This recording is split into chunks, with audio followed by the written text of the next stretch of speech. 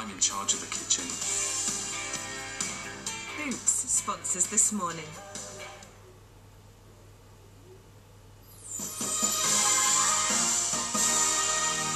Welcome back. It's a hot topic of conversation and one that's causing a massive divide. We're talking about attachment parenting, where parents are encouraged to breastfeed on demand, be in constant contact with their babies and even allow them to share their bed. Well, Peaches Geldof is one of a number of celebrity fans and recently hit the headlines when she revealed she and her husband now sleep in separate beds as bonding with her baby takes priority. But Katie Hopkins thinks this is setting a dangerous precedent and dismisses the technique as new age nonsense. And welcome both of you. So let's start first of all by explaining the principle. What is it? What do you do?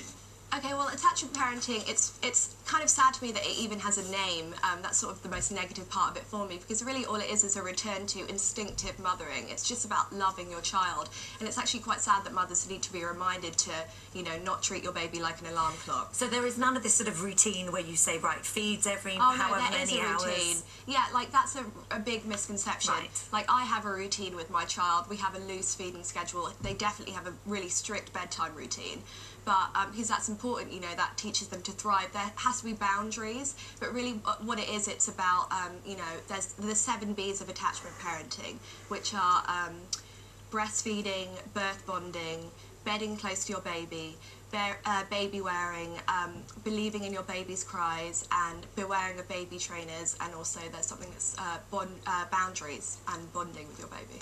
So those are the 7 B's. Yeah. So do you adhere stringently and strictly to all of them? I mean, the great thing about AP is that it's really not about strict rules. You can pick and choose what you like of it.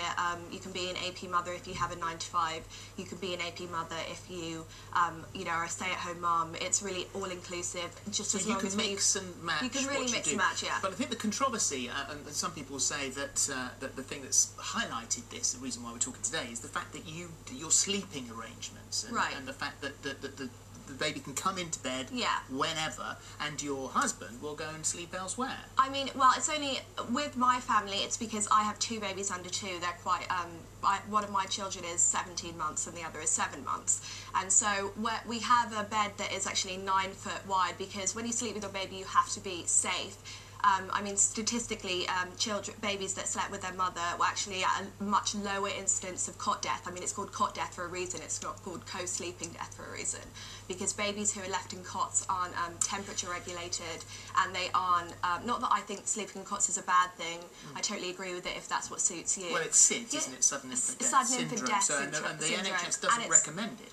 But it's been scientifically proven now by a recent study in Harvard that co-sleeping with your baby, the babies who slept with their mothers were known to breathe in time with the mothers, and their temperature regulated by the mothers, and mothers had actually a 30% more wakeful instance, so they would be waking up rather than rolling over onto the baby. Can I just ask you, so obviously, and that works for you, and it's brilliant, and I think anybody should be allowed to bring up their baby however they take it, and that's what I think. But what does this do to you and your partner? Because I know that my husband would be like, hello. Yeah, I've actually recently started we sleep in the same bed again, because as I said, there was a recent Grazia article, which is where all this like controversy about me doing AP has come from, where I talked about how... What about your sex life?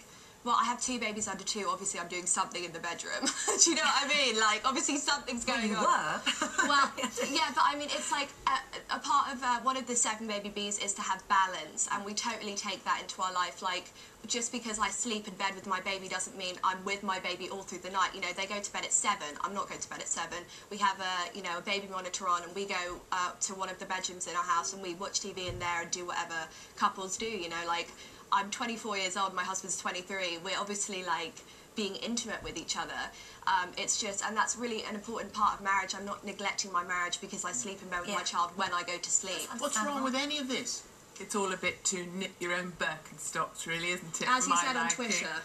And I think, you know, 15 A's, 24 C's, 7 B's. Now we have the rules of parenting. And for me, AP, attachment parenting, is just one step away from CRAP, crap parenting. And I think it's really important that we recognise that we do have children, but we are the parents. But Katie, we are. You come on here to be controversial. For quite a long time, Peaches, so I'm just going to speak Peaches, for a you've had your moment. shot for the minute. We've got to let her talk. But literally anything I say, she's just going to have a determined Let's controversial Katie Let's Hopkins regroup answer. in a minute. Let's see what she says. All right, it just means nothing. It's absolutely meaningless. Well, she's got to have a point of view. You have to allow her a point of view. I will. That's her raison d'etre, isn't it? She's she has a point of view. She speaks. A lot of people agree with Katie on some of the things she says. All right, let's go for it, Katie. No. Wait. Let's just stop and let's hear what she's got to say. She might think that it's a perfect idea. Let's do it.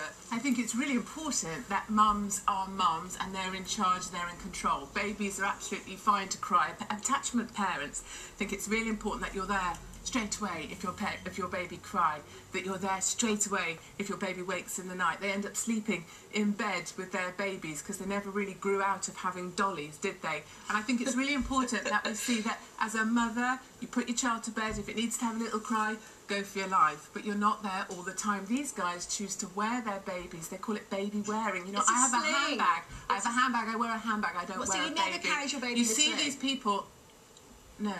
You see these people with 15 metres worth of Indian, it's always Indian print, isn't it? Fabrics woven around their body, and somewhere inside this is this tiny mewling being of a baby with its arms and legs really discontorted because when it you can't were pregnant, get you had the same thing going on inside your body. Carry their babies. It's all a little bit too natural. You carried your baby like that for 9 months, Katie. If you could be pregnant and have it outside of your body in a handbag, you probably would have done that as well, wouldn't you? A little bit to knit your own yoghurt, a little bit to grow your own Birkenstock. She has a point. As you said on Twitter and now twice. When you walk into Costa, you can actually smell the breast milk, can't you, of these guys? They gather round and they're never prouder than when they've got their boobs out on display. Look how good I am, I'm feeding my baby, isn't it marvellous? Hold on a second, right, okay, you've made your point. Now, you're saying it's all a bit new age, it's all a bit hippie, you're saying. This was developed by a British psychologist, John Bowlby, in the 1950s. Cultural anthropologist Jean Liedloff, whose research forms much of the AP, concluded that babies have an innate set of expectations, that they remain physically close to their parents and that their needs are met immediately. She argues that Western society, with its cots and bottle feeding and control crying, leaves those expectations unanswered.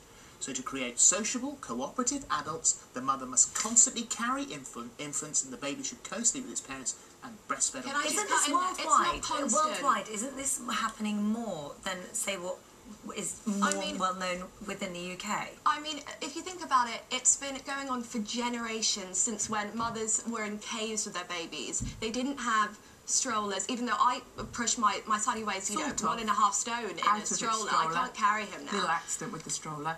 She likes attachment parenting until her baby's on the floor on the pavement, which is terribly unfortunate. Every single mother has had a baby fall from the bed, fall out of a pram. We've all done that. Most people would put their telephone down. My daughter fell out of a carry chair as I picked her up. You probably weren't on the phone. At least I'm there for my children, not slagging them off in the press, Katie, if you want to take low blows. Let you continue what you're saying. Okay, as I was saying, it's been going on for generations. It's only very recently that Western society is now, had this evolved.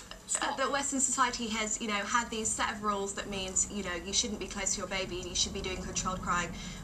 Whereas for years and years and years, and especially in less economically developed countries, mothers sleep with their babies, and in the less economically developed countries, they have a wildly lesser instance of mental health problems, with bullying issues, with health problems in general, because they're doing all of this stuff which basically teaches your baby, I am there for you, I love you, I'm not holding you at arm's length. I have to say there, in Sweden, we hold Sweden up as this kind of holy grail of parenting, of child rearing, and they're now saying that they've got a nation of spoilt brats because these brats have been allowed to have everything they want. Rather spoilt than emotionally retarded, Katie. I mean, if you want an example of someone who wasn't attachment parented, look no further than the person on my left. This is a prime example of someone who did not grow up attachment parented. I did someone know, who's cold, someone who goes on the media to slag off other women, who slags off her own children. I mean, I'm glad, to be honest, that I'm here talking about it. If we can, for one moment, Swedish people have a nation now of spoilt brats because these children think that they're in charge. I think it's really important that children know they're not in charge. I'm the parent, I'm in charge, and my children do what I say. I think that's really important. I think some people I have totally never actually really agree with Katie on that one. I think it is important for the parents to, as I said, one of the B's is boundaries. You have to teach your children that you are the parent. There can't be, you know, any sort of fine lines about who's in control. I agree with her on that one. But at the same time, with something like controlled crying, there was a recent study that Harvard University did that showed that. There's always a study. Of course there is, studied to be an opposite to what you have. The last 10 seconds. This study showed that babies who were left to cry in a bed had a really high instance of the stress hormone called cortisol, which basically meant that they weren't self-settling. They were literally so traumatised and numb that they were just falling asleep. Final 5 seconds. It's not jargon, it's the English language. To let your babies live their lives. We don't need attachment parents. Attachment parents are crap parents. As I said, look no further. That's an example of where it goes wrong if you don't. Thank you. There we are. And breathe. Competition time now.